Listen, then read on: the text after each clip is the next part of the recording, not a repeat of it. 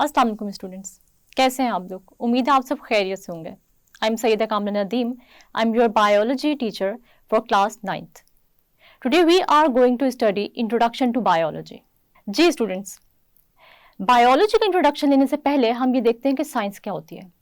Science is the study in which observations are made, experiments are done and logical conclusions are drawn to understand the principles of nature।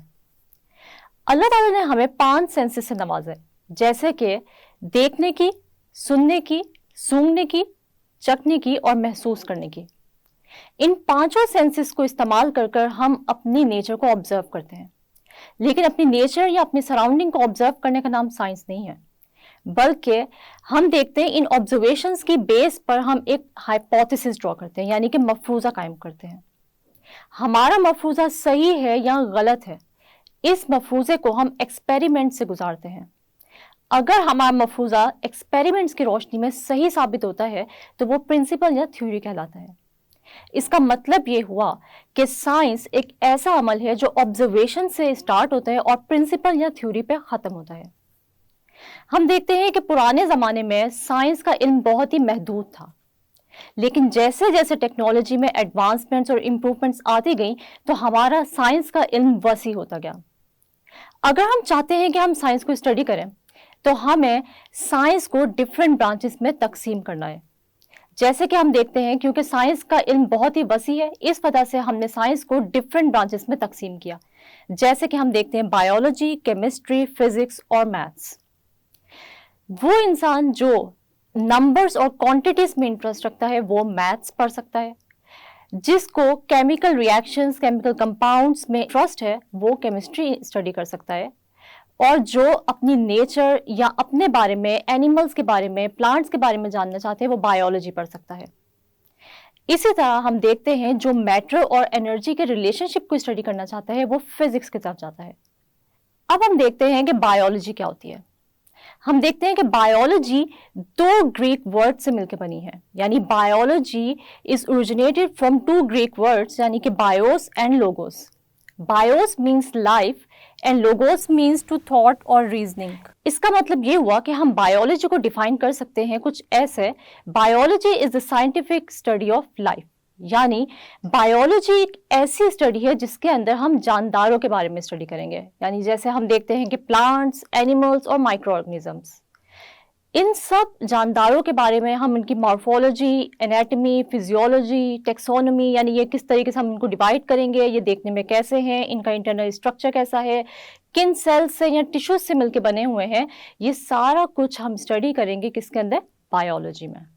हमारे लिए biology पढ़ना क्यों important है, यानी हमारी life में biology की इंपॉर्टेंस क्या है, बायोलॉजी पढ़ के हम लोग क्या क्या सीख सकते हैं। तो सबसे पहली इंपॉर्टेंट बात यह है कि अगर आप अपनी लाइफ के बारे में जानना चाहते हैं कि आप लोग की लाइफ कहाँ से स्टार्ट हुई, यानी ओरिजिन ऑफ लाइफ क्या है, तो उसके लिए भी आपको बायोलॉजी को स्टडी करना पड़ेगा। इसी तरह अगर हम लोग ये देखना चाहते हैं कि हमारी पॉपुलेशन या एनिमल्स या प्लांट्स की एवोल्यूशन कैसे हुई, यानी किस किस स्टेज से गुजर के, किन किन चेंजेस से गुजर के आज जो ह्यूमन बींग्स हैं, एनिमल्स हैं और प्लांट्स और माइक्रो ऑर्गेनिजम्स हैं, तो वो किस तरीके से बने हैं, एवोल्यूशन का क्या अमल है, तो वो उसके लिए भी हमें बायोलॉजी को स्टडी करना पड़ेगा। इसी तरह हम देखते हैं कि हमारी बॉडी किस तरीके से काम करती है, हमारे अंदर कौन कौन से सिस्टम्स वर्क कर रहे हैं, जैसे कि डाइजेस्टिव सिस्टम है, रेस्पिरेटरी सिस्टम है, रिप्रोडक्टिव सिस्टम है, नर्वस सिस्टम है, ये कैसे काम करते हैं, इसके लिए भी हमें स्टडी करना पड़ेगा बायोलॉजी को। और अगर आप ये जानना चाहते हैं कि कौन से माइक्रो ऑर्गेनिजम्स हमारे इर्द गिर्द हैं और वो माइक्रो ऑर्गेनिजम्स हमें किस तरीके से फायदा दे रहे हैं या कौन कौन सी डिजीजेस कॉज कर रहे हैं, तो इसके लिए भी आपको पढ़ना पड़ेगी बायोलॉजी। इसी तरह हम ये भी देखते हैं कि एक प्लांट का एक एनिमल के साथ या एक एनिमल का ह्यूमन बीइंग के साथ, हमारा अपनी एनवायरनमेंट के साथ या एनवायरनमेंट का हमारे ऊपर क्या इम्पैक्ट है, यानी हम सब एक ऑर्गेनिज्म का दूसरे ऑर्गेनिज्म के साथ क्या रिलेशनशिप है, तो उसके लिए भी हमें पढ़ना पड़ेगी बायोलॉजी। इसका मतलब ये हुआ स्टूडेंट्स कि बायोलॉजी इंतहाई इंटरेस्टिंग सब्जेक्ट है। आप लोग अगर अपनी लाइफ के बारे में, नेचर के बारे में, सराउंडिंग के बारे में, प्लांट्स के बारे में, एनिमल्स के बारे में और सबसे बढ़ के ये कि अपने बारे में जानना चाहते हैं, तो फिर आपको पढ़नी पड़ेगी बायोलॉजी। अब हम देख लेते हैं, क्योंकि बायोलॉजी में भी जैसे मैंने आपको बताया कि बहुत ही ज़्यादा नॉलेज है, तो इसके लिए हम लोग बायोलॉजी को थोड़ा आसान कर देते हैं और बायोलॉजी को हम डिवाइड करते हैं 3 मेजर डिवीजन्स में, जैसे कि ज़ूलॉजी, बॉटनी और माइक्रोबायोलॉजी। ये 3 मेजर डिवीजन्स हैं जिसमें हम बायोलॉजी को डिवाइड कर रहे हैं। सबसे पहले हम लोग देख लेते हैं कि हम ज़ूलॉजी में क्या स्टडी करते हैं। ज़ूलॉजी हम देखते हैं, आप लोग कभी जू तो गए होंगे, ठीक है। जू में हम लोग देखते हैं बहुत सारे एनिमल्स, वैरायटी ऑफ एनिमल्स को हम देखते हैं, ठीक है। डिफरेंट टाइप्स ऑफ एनिमल्स, उनकी मॉर्फोलॉजी, यानी हम वो देखने में कैसे हैं, ठीक है, उनका कलर क्या है, उसकी बॉडी, उनकी बॉडी पे क्या डिजाइन है, ठीक है, ये सब कुछ हम उनकी मॉर्फोलॉजी देखते हैं। लेकिन अगर आप उनकी डिटेल में स्टडी करना चाहते हैं तो आपको ज़ूलॉजी पढ़नी पड़ेगी। इसी तरह हम देखते हैं, अगर हम बॉटनी की बात करें तो botany is the study of plants, यानी इसके अंदर हम लोग ये पढ़ेंगे कि प्लांट्स किस तरीके से बने हुए हैं, कौन से सेल्स और टिश्यू से बने हुए हैं, कौन से प्लांट्स जो हैं वो हमें देखने में कैसे नजर आ रहे हैं। हम देखते हैं कि variety of plants are present in the world, ठीक है। जैसे हम देखते हैं कुछ प्लांट्स वुडी प्लांट्स होते हैं, कुछ प्लांट्स फ्रूट प्लांट्स होते हैं जो कि हमें फ्रूट्स देते हैं, कुछ प्लांट्स को हम एज वेजिटेबल या एज फ्रूट्स इस्तेमाल करते हैं, ठीक है, अपने खाने के अंदर इस्तेमाल करते हैं। इसके अलावा हम देखते हैं कुछ प्लांट्स हैं जो ऑर्नामेंटल प्लांट्स होते हैं, जो कि सिर्फ डेकोरेटिव पर्पसेस के लिए इस्तेमाल होते हैं। तो हम बॉटनी में स्टडी करेंगे प्लांट्स की मॉर्फोलॉजी, एनाटॉमी, यानी प्लांट्स किस तरीके से बने हुए हैं, फिर प्लांट्स की डिवीजन यानी उनकी टेक्सोनॉमी भी स्टडी करेंगे, ठीक है। यानी अगर हम लोग प्लांट्स के अंदर इंटरेस्टेड है, उनकी नॉलेज के अंदर इंटरेस्टेड है, तो हमें पढ़नी पड़ेगी बॉटनी। फिर हम देखते हैं जो हमारे पास थर्ड कैटेगरी है, थर्ड डिवीजन है बायोलॉजी की, वो है माइक्रोबायोलॉजी। ये बहुत ही इंटरेस्टिंग फील्ड है, क्योंकि हम देखते हैं आजकल बहुत सारी नई नई डिजीज आ गई हैं। जैसे हम देखते हैं कोरोना है, इसी तरह हम देखते हैं पुराने ज़माने में मलेरिया था, इसी तरह हम देखते हैं कि जॉन्डिस है, टाइफॉइड है, डिफरेंट डिजीज है। इन सब डिजीज के कोई ना कोई पॉजिटिव एजेंट्स होते हैं, यानी इनको कोई ना कोई ऑर्गेनिज्म कॉज कर रहा होता है। तो वो कौन सा ऑर्गेनिज्म है जो हमें नजर भी नहीं आ रहा, मगर वो डिजीजेस कॉज कर रहा है, तो वो ऑर्गेनिज्म है माइक्रो ऑर्गेनिज्म। माइक्रो ऑर्गेनिज्म ऐसे ऑर्गेनिजम्स होते हैं जिनको हम अपनी नेकेड आई यानी अपनी आम आंख से नहीं देख सकते। इनको देखने के लिए हमें सिर्फ और सिर्फ माइक्रोस्कोप ही चाहिए होता है, यानी माइक्रोस्कोप के नीचे हमें ये आसानी से नजर आ जाते हैं। जैसे कि हम देखते हैं, अगर हम इनकी एग्जाम्पल देखें तो बैक्टीरिया, वायरसेस, फंजाई और एल्जी, ये सब के सब माइक्रो ऑर्गेनिजम्स हैं।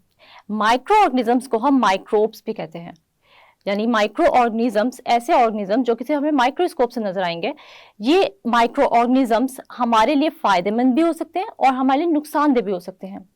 कुछ माइक्रो ऑर्गेनिजम्स हमारी लाइफ को फायदा देते हैं, जैसे हम देखते हैं बैक्टीरिया हमारे अंदर डाइजेशन में हेल्प करता है। कुछ बैक्टीरिया हमारे स्किन के अंदर ऑयल प्रोड्यूस करते हैं जो कि हमारे स्किन को इन्फेक्शन से बचाता है। इसके अलावा हम देखते हैं कि कुछ ऐसे बैक्टीरिया, वायरसेस हैं जो कि हमें डिजीज कॉज करते हैं, जैसे कि कोरोना वायरस है जो कि हमें कोविड-19 कॉज करता है। इसी तरह हम देखते हैं प्लाज्मोडियम हमें मलेरिया कॉज करता है। तो इसका मतलब ये हुआ कि microbiology is the study of micro organisms.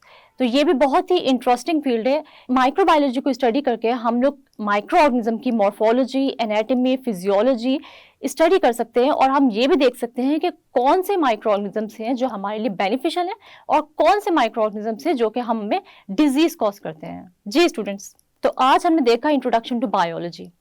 उम्मीद है कि आपको आज का लेक्चर अच्छे से समझ आ गया होगा, लेकिन आप लोगों को आज का लेक्चर समझ आया है या नहीं, उसके लिए मैंने रखा है आप लोगों के लिए एक क्विज।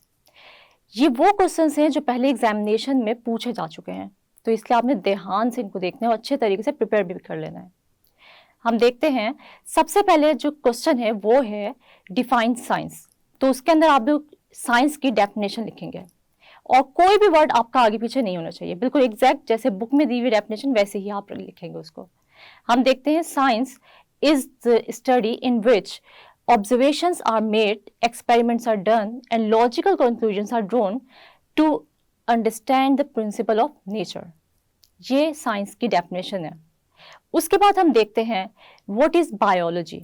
तो इसकी छोटी सी डेफिनेशन है, बहुत ही ईजी है, आप लोग आराम से उसको प्रिपेयर कर सकते हैं। हम देखते हैं biology is the scientific study of life. उसके बाद हम देखते हैं differentiate between zoology and botany. Zoology और बॉटनी में क्या फ़र्क है, तो ये भी बहुत ही आसान सा है। हम देखते हैं zoology is the study of animals while botany is the study of plants.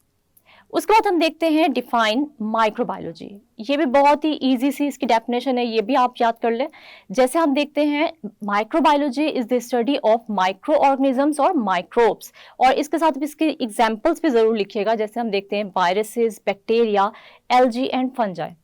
उसके बाद एक अलग भी सवाल आता है, जैसे हम देखते हैं गिव एग्जांपल्स ऑफ माइक्रोब्स यानी माइक्रो ऑर्गेनिजम्स। तो उसके अंदर आप लोग लिखेंगे viruses, bacteria, algae and fungi are microbes. जी स्टूडेंट्स, तो ये क्विज आप लोग ने अच्छे तरीके से प्रिपेयर कर लेना है।